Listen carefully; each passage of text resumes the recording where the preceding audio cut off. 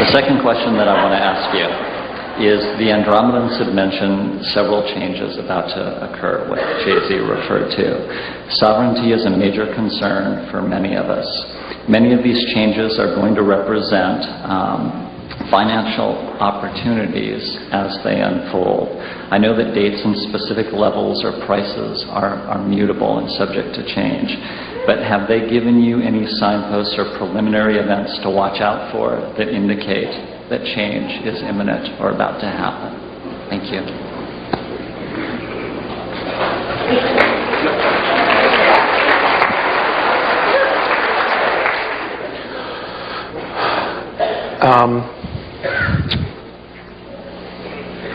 The earthquakes are changes, are signs. The volcanoes are signs.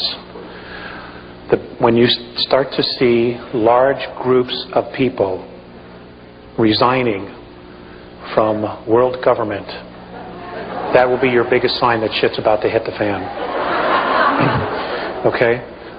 Many of our world leaders have been promised underground facilities, and some even on the moon.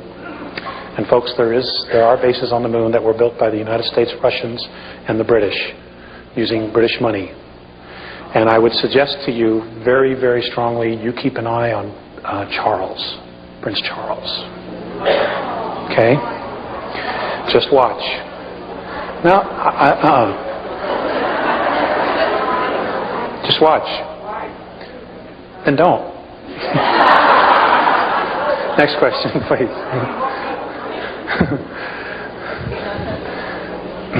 Next question, please. When you spoke about the transition between going from fourth density to fifth density, how are we going to know that we made that transition? Okay, that's an easy question. Okay, we live in a color spectrum of 72 frequencies, or 72 colors.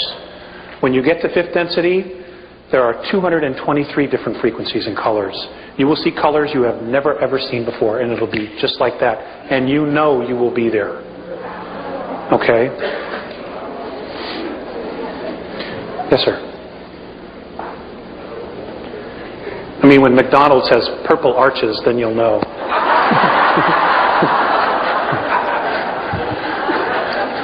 Do the Andromedans have a military? And do they have a financial system, anything like ours? Okay, great question. No, they have no financial system. Everything that they create technologically is used for the advancement of their race. It is for educational purposes only. But it can be used in defense. No, they do not have an army or a military per se. They are scientists. What they do is they send their children to school from anywhere from 150 to 200 years. This is our time. Well, you know, they live 1,000 years, 1,500, 2,000 years. And what they do is they teach their students all of the arts and sciences. They are literally PhDs or masters in everything. Then at that point, they have the choice as to what it is they want to do. And they can change their minds in a heartbeat and do something else. So they are given all the tools. Everything is for education. Nothing is for distraction. Okay, they would never conceive of creating television as a distraction. Never. Okay, everything is to help them evolve. And their science and their technology can be used in defensive purposes. Mostly the holographic stuff. Yes, sir. I'm wondering if you could elaborate on the Dracos and Hale-Bopp a little bit. What I have shared is really all that I know. I just know that life is going to be very different. It is. They say it's a comet. It's not a comet. I can tell you this, that it has split into two pieces, and both pieces are rotating, okay, around an invisible axis. They're rotating like this as it's moving. And something that a friend told me that she heard on Art Bell, and I have not confirmed this, okay, so this is still rumor, but apparently an astronomer was on Art Bell, and he called and said that they have seen a large craft that is now flying alongside Hale-Bopp that's larger than the Earth. Okay, so if it doesn't change course, It's going to be great. It's going to be great. All the denial's going to be gone. You know. Yes. I understand the Andromedans have a version of the story of Enki and Enlil, and I'm wondering if you could tell us anything about that. Oh, that's a long question. Long answer.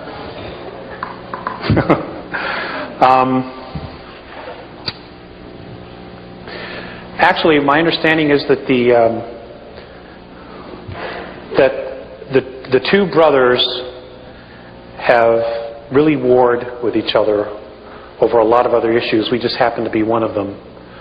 I do know that Enki, what they've told me is that Enki was betrayed and killed, and that his body is literally buried in the face that's on Mars. Now, whether he's reincarnated or not, again, I don't know.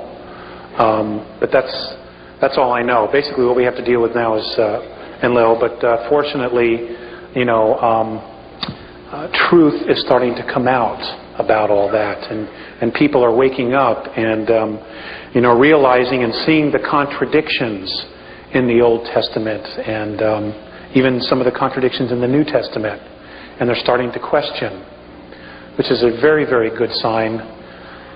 You know, Phaseus once said to me, "It is not so important what you believe, but as to why you believe it. And whatever your belief is, make sure that it is worth the depth of your commitment to it." And you know, I think what we've done as a race is we've accepted a lot of things just on face value, without truly investigating it or trying to feel it inside of us. And it's gotten us into a lot of trouble. For example, the Inquisition. You know, the Inquisition was really an attack against women. That's really what it was about the sacredness, the Wicca of women, and the science that they held, the spirituality that they held. That's really what it was about. A lot of men got killed because they were supportive of the goddess worship. You know, and that was a huge travesty on the human race. Just one of many. Next question. This scenario that you're laying out before us exists on this reality, on this parallel reality, or this timeline. What if the Andromedans say about parallel realities where this scenario doesn't happen?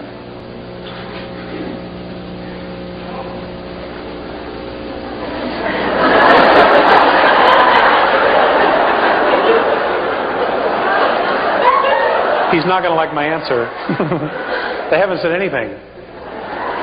I know that there are parallel realities, and I know that Earth, that several parallel realities of Earth are already in existence in the higher octaves above us. I know that in one of the realities, the New World Order is already established and exists. And, you know, the Nazi flag flies over the whole world. I want you to know that as third density begins to implode, that all of those realities will be moving and merging into the one. Okay? Because the reality of which those two were created is the one we're on. And all the other ones will be returning to source. Now, they've said that the New World Order will come into reality here, but for a short time. As we keep moving. As long as we stick together, as long as we help one another, as long as we have mutual respect for each other, we will not slow down our process as we move up, you know, into the higher dimension, or just to a higher consciousness of world unity of our free will, not being forced at the point of a gun to do it, or not having to relinquish your rights. You know, I mean, here in the United States, you know, a lot of people are worried about the Russians. They're worried about the Hong Kong police and the New World Order. Let me tell you something, folks. You're losing your country in the courtroom every day. It's in the courtroom. Corrupt judges and institutionalized corruption. And I'll tell you what, if you allow, this is my own little political statement, if you allow the Congress and the President to take away the Second Amendment, you will lose all your other rights.